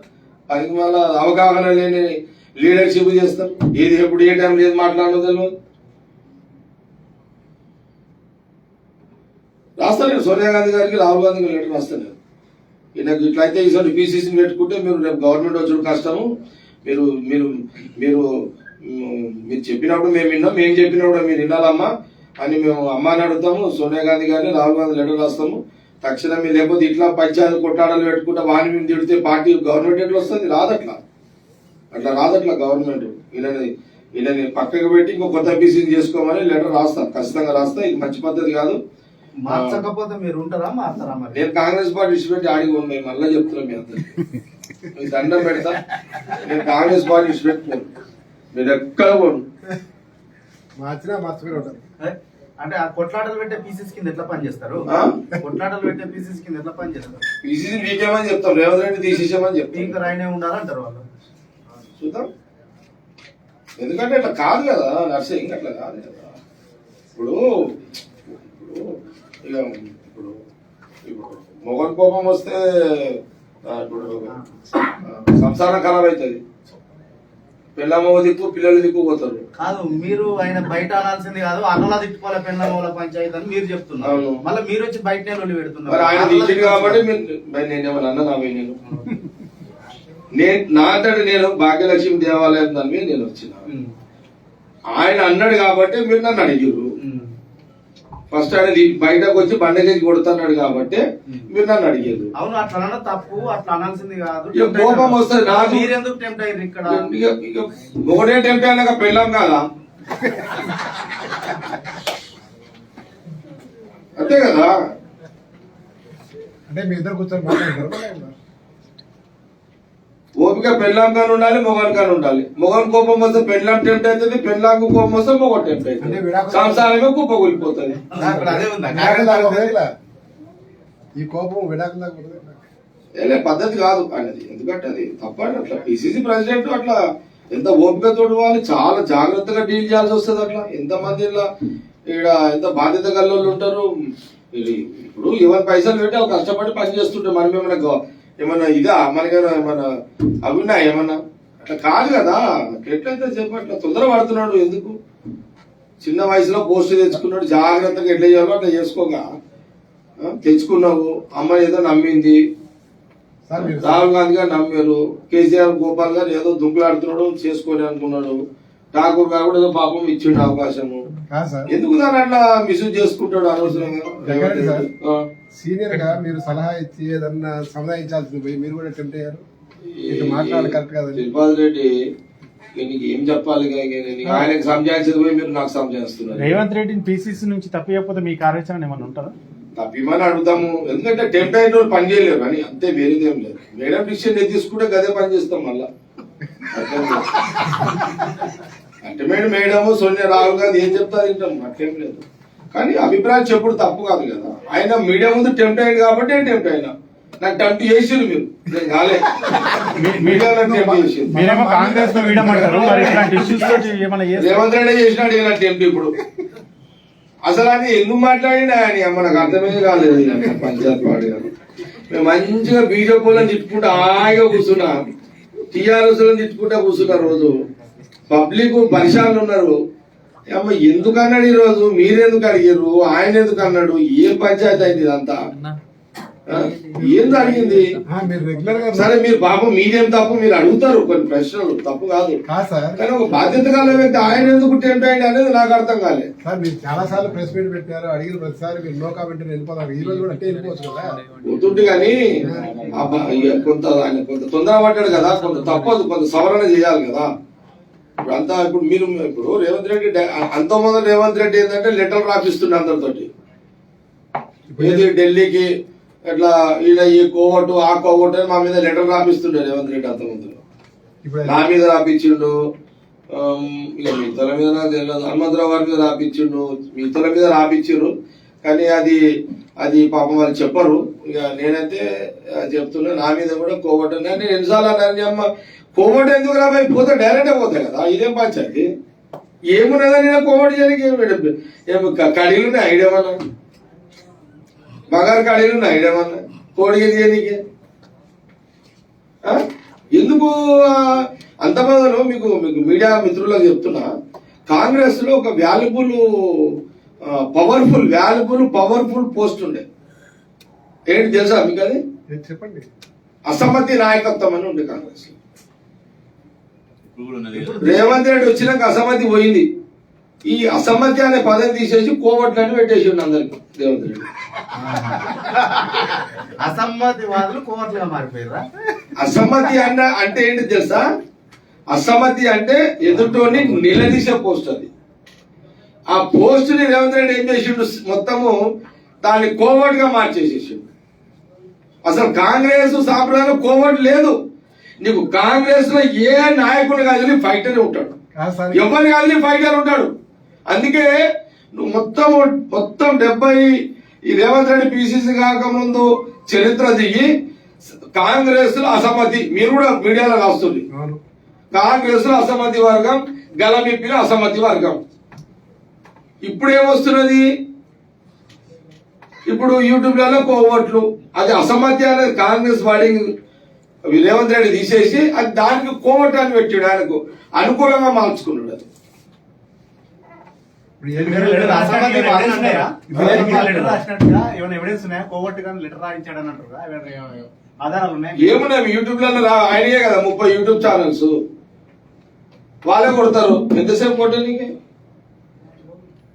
నేను ఒక యూట్యూబ్ ఛానల్ చూసిన నా బిడ్డది, అమ్మ ఇప్పటికో 200 సార్లు వేసారు.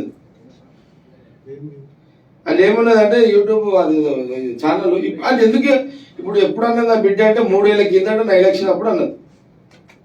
అది ఏమున్నదంటే వాళ్ళు ఇంటర్వ్యూ చేస్తుంటారు కదా, ఆమె యాంకర్ అడుగుతున్నది, నేను చూస్తున్నా, యాంకర్ అడుగుతున్నది, నీకెవరంటే ఇష్టము, నాయకుడు ఏ నాయకుడు అంటే ఇష్టము, ఏ నాయకుడు అంటే 1గా 10 సార్లు అడుగుతున్నది.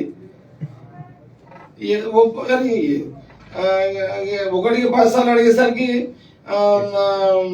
ఎవరెవరు ఇష్టము అన్నదంటే, నీకు ఎవరు గట్టెళ్ళు, ఎవరు ఇష్టము, ఏ నాయకుడు అంటే ఇష్టము, ఎవరు స్ట్రాంగ్ లీడరు, అది ఇది అని అంటే మా నాన్ననే అని చెప్పింది. మా నాన్న నా పేరే ఫస్ట్ చెప్పింది. సరే మళ్ళా యాంకర్ ఏం చేసింది, మళ్ళా అడుగుతున్నది, ఇంకో నాయకుడు ఏది ఇష్టము, ఇంకెవరు ఇష్టం, మళ్ళా 10 సార్లు అడిగింది యాంకరు. అడిగితే మా బిడ్డ అన్నది ఇక 10 సార్లు అడుగుతున్నది ఇంకెవరంటే దాంట్లో మా బిడ్డ ఏం చేసింది రేవంత్ రెడ్డి అన్నది. నేనన్నది ఏమో ఇప్పుడు యాంకర్కి 10-20 సార్లు అడగాల్సిన అవసరం ఏమొచ్చింది? ఎవరు ఏ నాయకుడు అంటే ఇష్టము, ఏ నాయకుడు అంటే ఇష్టము, వేరే పేరు చెప్పండి. నేను ఇక పరిశ్రమ వాడా, నేను ఇక నా బిడ్డ ఫస్ట్ నా పేరు చెప్పింది, 2 పేరు రేవంత్ చెప్పింది. నా మొదటి పేరు రేవంత్ చెప్పుంటే నాకు బ్లాస్ట్ అయిపోతుండే, నా కథం అయిపోతుండే. నేనైతే ఇక అబ్బా అమ్మ నా బిడ్డ అనుకున్నా, అబ్బా నేను అనుకున్నాను అబ్బా నా బిడ్డ ఏం తెలివి ఉన్నారా నాయన అని నేను క్యాచ్ చేశాను. రియల్ ప్రామిస్ అది.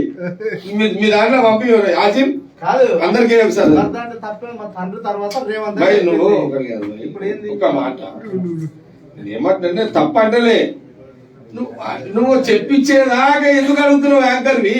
అది వచ్చి ఆయన చెప్పించిందంటారా? మీరు ఏంది యాంకర్ ఎందుకు అడుగుతున్నావు 10 సార్లు?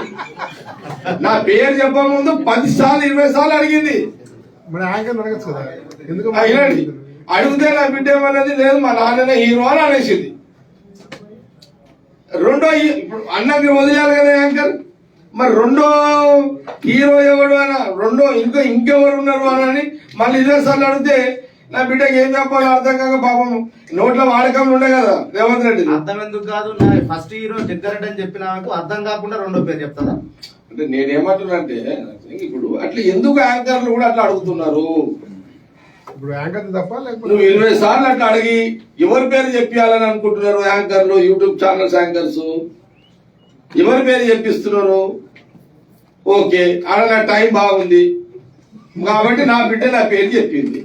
గబ్బులందరూ నా బిడ్డ నా పేరు చెప్పకుండా ఫస్ట్ రేవంత్ రెడ్డి పేరే చెప్పి ఉంటే నేను అనుకుంటే 200 సార్లు పడ్డది అది. కానీ అనుకుంటా ఎన్ని లక్షల సార్లు పడుతుండని వచ్చాది. అంటే ఏమవుతుంది, జగ్గారెడ్డి బిడ్డనే రేవంత్ రెడ్డి హీరో అన్నదని పడుతుంది. ఇది ఇంత అవసరమా, ఇంత చిల్లర రాజకీయము, ఇంత చిల్లర వ్యవస్థ, అంటే ఇప్పుడు ఏం అవసరం ఇదంతా? యుద్ధంలో పోరాడాలి, యుద్ధంలో గెలవాలి హీరోగా. కానీ ఈ ఛానల్ యూట్యూబ్ ఛానళ్లలో యాంకర్లను పట్టుకుని ఈ పంచాయతీ అది ఇప్పటికి పడుతున్నది. మీరు ఒకసారి వీళ్ళకు కూడా తెలుస్తుంది. ఇప్పుడు ఇది మీరు ప్రచారం చేసినట్టు ఉన్నది చెప్పిన నేను ప్రచారమే. చాలా మంది తెలియదు ఆ విషయం, మీరు చెప్పారు. ఇప్పుడు ఏం తెలుసు, మీరు చూసారు. కానీ మేము మధ్యలో కూడా ఎందుకంటే అవసరం కూడా లేదు కదా నేను అనేది అది. ఇప్పుడు నేను అవసరం 4 ఏళ్ళు పార్టీ లైన్లో పనిచేస్తున్నా. ఇప్పుడు మీ ముందు టెంప్ట్ అయ్యి తిట్టి వాని బండగేసి కొడతా అంటే మరి కోపం వచ్చి నేను కూడా ఏదో మాట్లాడాలి కాబట్టి మాట్లాడిన. ఎందుకు ఇచ్చాడు ఈ అవకాశము? ఇవ్వద్దు కదా. ఇవన్నీ ఎందుకు వస్తున్నాయి చెప్పు? ఇవన్నీ తప్పు. ఇక్కడ తొందర పడుతుంది. సరే నేను అయినా మేడంకి వాళ్ళకి లెటర్ రాస్తాం. ఇదైతే సీరియస్ గా తీసుకుంటా, నేనైతే సీరియస్ గా తీసుకుంటా. మీతో తీసుకుంటారో లేదో నాకు తెలియదు, కానీ నేనైతే ఇట్లా మాట్లాడితే ఒప్పుకోం, ఎవరో ఒప్పుకోం. ఇట్లా ఇక్కడ అట్లా ఏదో నేను నోరుకు వచ్చినట్టు మాట్లాడితే ఎవడు పడేటోడు లేడు, ఎవడు పడడు కూడా. ఓకే, ఇంకేమైనా ప్రశ్నలే ఆపేయాలి. సిఎల్పి బడ్జెట్ కూడా మాట్లాడారు. మా డమ్మే సిఎల్పి డమ్మి చేసారు, పోస్ట్ డమ్మి చేసారు. పోయి రేవంత్ రెడ్డి ఇంకేముంటుందండి, ఆయన పాపం ఆయన పరిశ్రమ ఆయన ఉన్నాడు. బట్టి ఆయన పరిశ్రమ ఆయన ఉన్నాడు, ఆయన పోస్ట్ డమ్మి. ఆయన జిల్లాలో ఆయన తెలియకుండానే రేవంత్ రెడ్డి కడవలు కప్పుతున్నాడు. బట్టి సిఎల్పి ఆయన చెప్పకుండానే ఖమ్మంలో ఎవడవుతానికి కడవలు కప్పుతున్నాడు రేవంత్ రెడ్డి. ఆడ ఇంకేమున్నదండి మా పోస్ట్ కాడ. తప్పది, చాలా తప్పు రేవంత్ రెడ్డి, చాలా తప్పు. అది పద్ధతి లేకుండా ఏంది ఇదంతా ఏంటది? ఓ పద్ధతి, ఓ సిస్టమ్. సిఎల్పి అంటే కాంగ్రెస్ లో సిఎల్పి అంటే పవర్ఫుల్ పోస్ట్. అది బట్టి ఒక దళిత నాయకుడు సోనియా గాంధీ, రాహుల్ గాంధీ ఒక దళితునికి సిఎల్పి చేసింది. నువ్వు బట్టి సిఎల్పికి నువ్వు మర్యాద ఇవ్వకుండా నువ్వు ఇష్టం వచ్చినట్టు నువ్వు నిర్ణయాలు చేస్తాడు ఎట్లయితే? 2 కళ్ళు కాంగ్రెస్ పార్టీకి. పిసిసి ఒక కన్ను అయితే సిఎల్పి ఒక కన్ను. పార్టీలో చేరికలు ఆ పోస్టు మీద ఎంతమంది? రాజశేఖర రెడ్డి గారు, పి జనార్దన్ రెడ్డి సాబ్, జానారెడ్డి గారు. అంటే ఆయన ఏంది అది చిన్న చూపు చూడద్దు కదా. ఇప్పుడు పార్టీ ఆర్గనైజేషన్ కి పిసిసి, అసలు నీకు ప్రజా సమస్యల మీద అసెంబ్లీలో నిలదీసే గొంతు అంటే సిఎల్పి.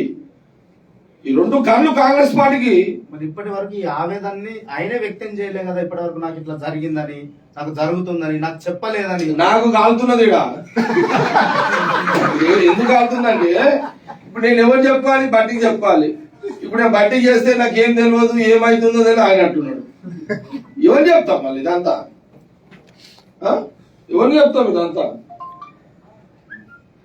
కాదు కదా. అట్లా నువ్వు సిఎల్పినే రేవంత్ రెడ్డి డమ్మీ చేస్తే ఎట్లా? సిఎల్పి పోస్ట్ నే రేవంత్ రెడ్డి డమ్మీ చేస్తే ఎట్లా? తప్పు కాదు అది. ఇక నుంచి ఏమున్నా గానీ, ఢిల్లీలో జరిగిన మీటింగ్ లో ఇక నుంచి ఏమున్నా గానీ, మీకు అంతర్గత సమస్యలు ఏమున్నా గానీ బయట మాట్లాడకండి, వచ్చి నేరుగా నన్నే కలిసి చెప్పుకోండి అని చెప్పి రాహుల్ గాంధీ చెప్పాడు. మీకు సోనియా గాంధీ చెప్పింది. రాహుల్ గాంధీ గారు చాలా స్పష్టంగా చెప్పారు, దయచేసి మీరు ఈ రోజు నా ముందు నుంచి పోతున్నారు, ఒక్క మాట బయట మాట్లాడొద్దు అని చెప్పినప్పుడు నేనే సార్ ఆస్తేమై బాత్ నాయకర్త అని చెప్పిన, నేనే మాట ఇచ్చిన. కానీ ఈ రోజు నా మాట తప్పిన కారకుడు ఎవరయ్యా అంటే రేవంత్ రెడ్డి. నన్ను రాహుల్ గాంధీ పిలిచి నువ్వు తప్పు చేసినావు, మళ్ళా మాట ఇచ్చి తప్పినావు అంటే తప్పు చేసిన సార్, నేను క్షమాపణ కోరుతున్నా, కానీ నా తప్పుకి కారకుడు రేవంత్ రెడ్డి అని చెప్పు. ఆయన ఇట్లా టీవీలో ముందు టీవీలో ఇట్లా రేవంత్ రెడ్డి బండగేసి కొడతా అన్నాడు అందరినీ అని ఇట్లా అన్నందుకు నేను అనాల్సి వచ్చింది సార్. మరి పిసిసి టెంప్ట్ అయ్యి అట్లా అంటే మరి నేనే సార్ నేను చెప్తా, వివరిస్తా. ఇప్పుడు మీడియా ఎవరైనా లైవ్ లో వస్తుందో లేవో నాకు తెలియదు, కానీ ఎవరైనా మీడియాలో చూస్తే మట్టుకైతే దయచేసి మీరు కార్యకర్తలు కూడా పబ్లిక్ కూడా ఎవరు మిస్అండర్స్టాండింగ్ చేసుకోకండి. దయచేసి చెప్తున్నా, మేము రేవంత్ రెడ్డిని ఎంత తిట్టినా మేము బరాబర్ కాంగ్రెస్ పార్టీ సోనియా గాంధీ రాహుల్ గాంధీ నాయకత్వంలో బరాబర్ బీజేపీని ఎట్లా రాజకీయంగా దొక్కాలి, టిఆర్ఎస్ ని ఎట్లా ప్రజల మోసం చేస్తుందో ఎట్లా ఎండగట్టాలి, దాంట్లో మేమేం కాంప్రమైజ్ కాం. మాకు దానికి ఏం అవసరం లేదు. మా direct Congress party stand Sonia Gandhi Rahul Gandhi. కానీ 4 ఏళ్ల తర్వాత రాహుల్ గాంధీ గారు చెప్పిన తర్వాత అందరు కామ్ అయిపోయినాక ఈ రోజు మీ టీవీలో ముందు వచ్చి బండగది కొడతా ఎంత తీసిమార్క్ ఆడానంటే నువ్వే మమ్మల్ని కొట్ట నీకు మమ్మల్ని అంటే నువ్వు కాంగ్రెస్ పార్టీ నాయకులను బండగది కొడతా నేను జాగిరా నీదేమన్నా ఏమనుకుంటున్నాను? పార్టీ నిబంధనలు ఎవరు దాటిరు? పార్టీ నిబంధనలు ఎవరు తప్పిరు? ఎవరు తప్పిరు పేరు చెప్పు. నేను అడుగుతున్నా, పార్టీ నిబంధనలు తప్పిన వాళ్ళకి వర్తిస్తుంది, మీరెందుకు? ఎందుకనే అదే మాట నేను అడుగుతున్నా. ఎవరు నిబంధనలు పేరు పెట్టాను ఉంటుంది. ఇప్పుడు పార్టీలు చాలా మంది ఉన్నారు. తిరుపాలండి పేరు పెట్టాను. నువ్వు పేరు పెట్టి ఓ పలానోడు నిబంధనలు దాటిండు బండకేసి కొడతా అని చెప్పాను. నువ్వు పేరు పెట్టకుండా ఎట్లా బండకేసి కొడతావు? ఎవరిని కొడతావు అని చెప్పు. ఎట్లా అంటావు? జగ్గాడు సార్ ఆ మాట ఒక హెచ్చరిక లాగా ఎందుకు తీసుకోకూడదు? మీరు ఎవరు అనేవారండి? రేవంత్ రెడ్డి ఎవడు మాకు హెచ్చరిక చేయనికే? ఒక అధ్యక్షుడిగా మాట్లాడినప్పుడు తప్పది. ఆయన ఎవరు మాకు హెచ్చరిక చేయనికే? తప్పది. పిసిసి ప్రెసిడెంట్ అయితే హెచ్చరికలు చేస్తారా? ఏమన్నా ఇదా? ఆయన ఎవరండి చెప్పనీకి? తమాషాలు కాకపోతే ఏంటంట మర్యాద ఇస్తున్నాం. మళ్ళా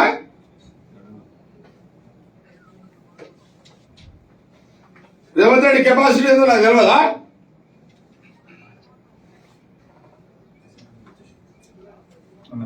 నీ కూలీలమ్మా, నీ బంట్రోతులమ్మా, ఏమనుకుంటున్నాను? ఎవరన్నాను? నీకు ఎవడిచ్చిండు అధికారం? బండగాలి కొట్టాలి అధికారం నీకు ఎవడిచ్చిండు? ఇప్పుడు రాహుల్ గాంధీ తిట్టంగా చూసారా? శత్రువును కూడా వాటేసుకుంటాడు రాహుల్ గాంధీ. అది శత్రువును అయినా సరే తిట్టినోని కూడా శత్రువును కూడా. పాపం మన ఈడీ డిపార్ట్మెంట్ పిలిస్తే కూడా ఈడీ అధికారులు పరిచయం అయి ఉండవచ్చు. ఎందుకంటే ఇంత పెద్ద మహానుభావుడు కుటుంబం రాహుల్ గాంధీ గారిని ఇక్కడ కూర్చోబెట్టి 12 గంటలు కూర్చోబెట్టాల్సి వచ్చింది.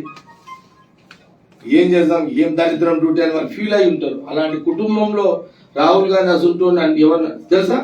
మీరు రాజీవ్ గాంధీని చంపిన వ్యక్తులను కూడా వదిలేయండి అని చెప్పిన కుటుంబం సోనియా గాంధీ రాహుల్ గాంధీ గారు. అది నేర్చుకోవాలి సోనియా గాంధీ రాహుల్ గాంధీ కాంగ్రెస్ పార్టీలో.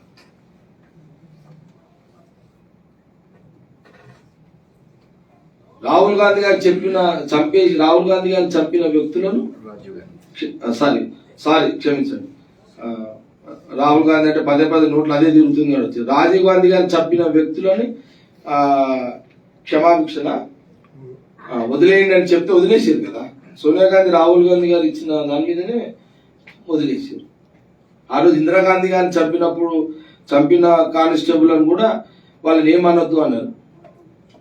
అట్లాంటి గాంధీ గారిని చంపిన గాడ్స్ కూడా ఏమనొద్దు అని కుటుంబం అదంతా. ఇట్లా మనం ప్రతిదానికి టెంప్ట్ అయిపోయి ఇట్లా టీవీల ముందు నువ్వు మాట్లాడి మమ్మల్ని రెచ్చగొట్టి నువ్వు పార్టీని ఇప్పుడు మొన్నటిదాకానే మేము తప్పు చేసినాము, మేము భ్రష్టు పట్టిస్తున్నాం అన్నావు. ఇప్పుడు నువ్వెందుకు అన్నావు? మరి నువ్వు తప్పు పట్టించినట్టే కదా, ఇది నువ్వు రెచ్చగొట్టినట్టే కదా. కాబట్టి ఇది రేపు నేను లెటర్ల ద్వారా నేను దీన్ని పరిష్కారం చేస్తాను. ఏదైనా రేవంత్ నిర్ణయాన్ని తీవ్రంగా ఖండిస్తున్నాను. Thank you.